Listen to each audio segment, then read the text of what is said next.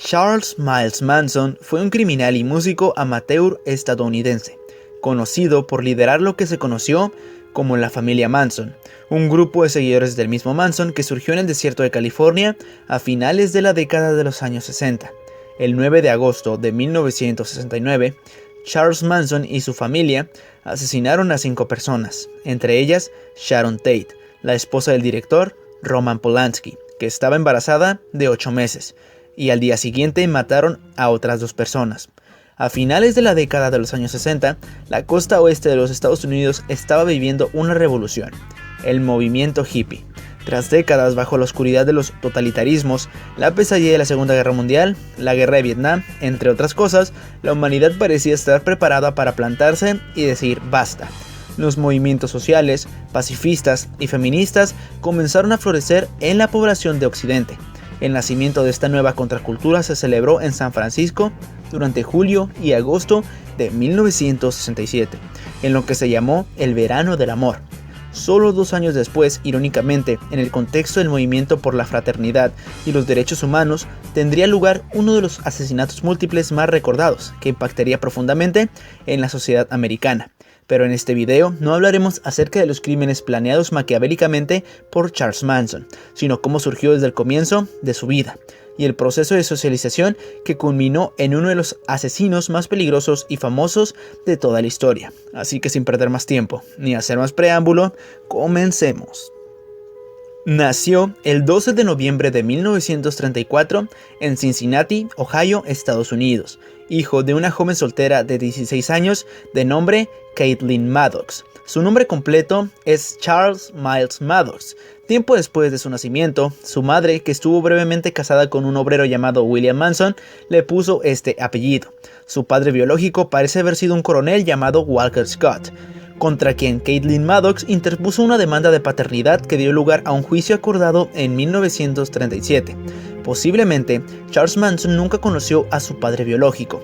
Muchos detalles acerca de la vida temprana de Manson son objeto de controversia, debido a la variedad de diferentes historias que se han ofrecido a los medios, muchas de las cuales resultaron ser completamente falsas.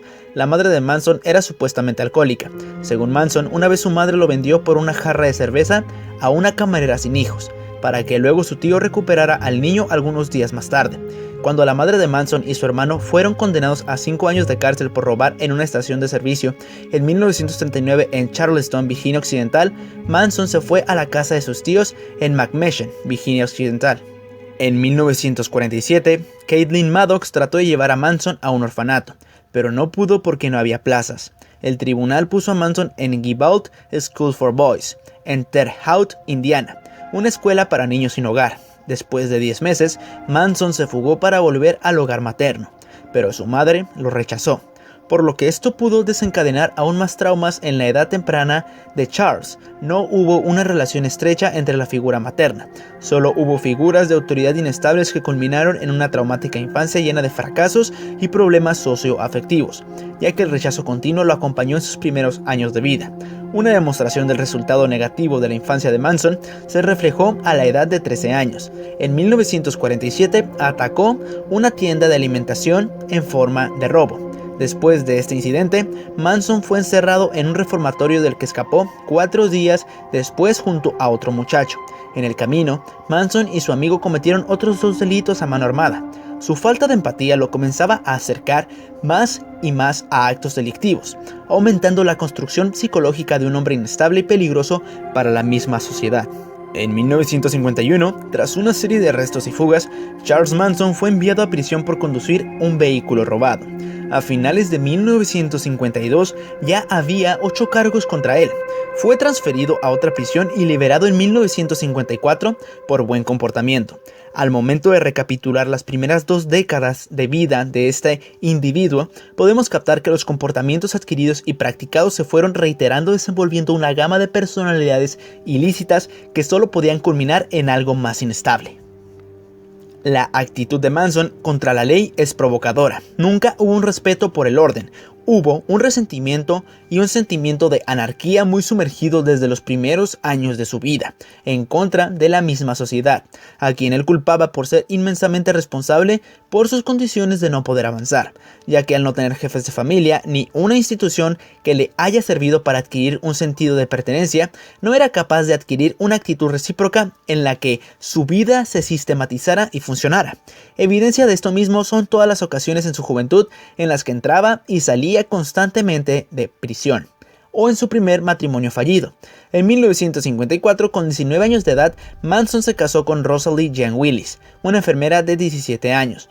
Con ella tendría su primer hijo, pero en menos de 6 años se había divorciado por tener una actitud delictiva que se complementaba a su vez con los comportamientos ilícitos que llevaban a un grado cada vez más violento, narcisista y sin remordimiento en el fuero interno del mismo.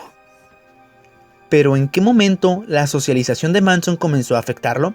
En sociología, Salvador Giner dice que el concepto tiene su origen en la obra de George Simmel, en la cual se alude a la transformación que sufren los individuos como consecuencia de interacción con otros. Adicionalmente, Giner señala otros aspectos que culminan en el proceso por el cual el individuo en desarrollo se adapta a los requerimientos de la sociedad en que vive. En un sentido similar, Leonard Bloom y Philip Selznick describen a la socialización como el proceso de acomodar a los nuevos individuos dentro de un modo de vida organizado y en una tradición cultural establecida. ¿Pero por qué es necesario explicar todo esto? Por el mismo sentido de que el comportamiento de una persona es una consecuencia de la agrupación de aprendizaje en las distintas instituciones sociales en las que se ha extendido dicho proceso de socialización. Recuerden que existe la familia, la educación, la religión y la prisión. Estas últimas 4 son instituciones sociales, ya que cumplen con todas las características para hacerlo.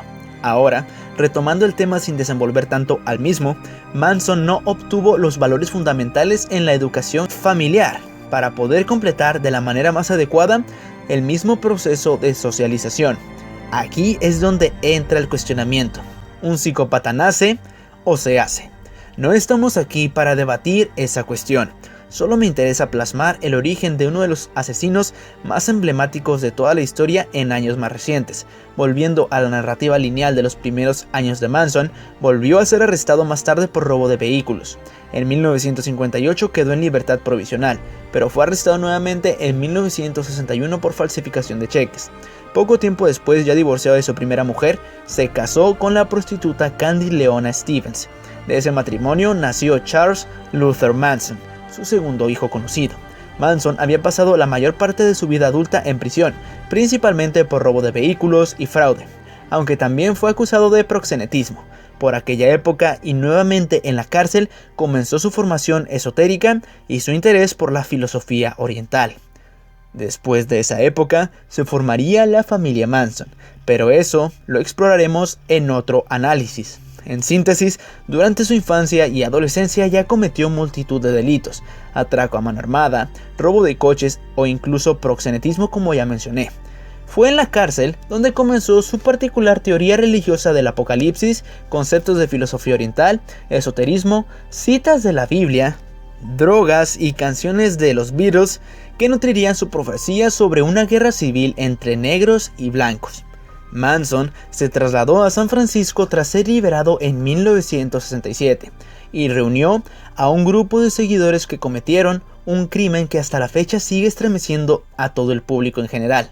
Pero como ya mencioné, de ello hablaremos en otra ocasión. En síntesis, estos elementos en la edad temprana de este hombre ocasionaron la formación de una mente retorcida que elaboraría planeaciones maquiavélicas que aún son objeto de estudio.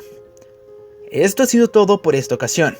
Esta es la primera parte de una serie de videos que estaré haciendo acerca no solo de Charles Manson, sino de los asesinos más famosos de la historia de la humanidad. Así que estén pendientes al canal, ya que estaremos analizando temas similares y próximamente lo relacionaremos a estos mismos en un ámbito cinematográfico. Gracias por ver, mi nombre es Isby y nos vemos en el próximo video de Cinema Ibis.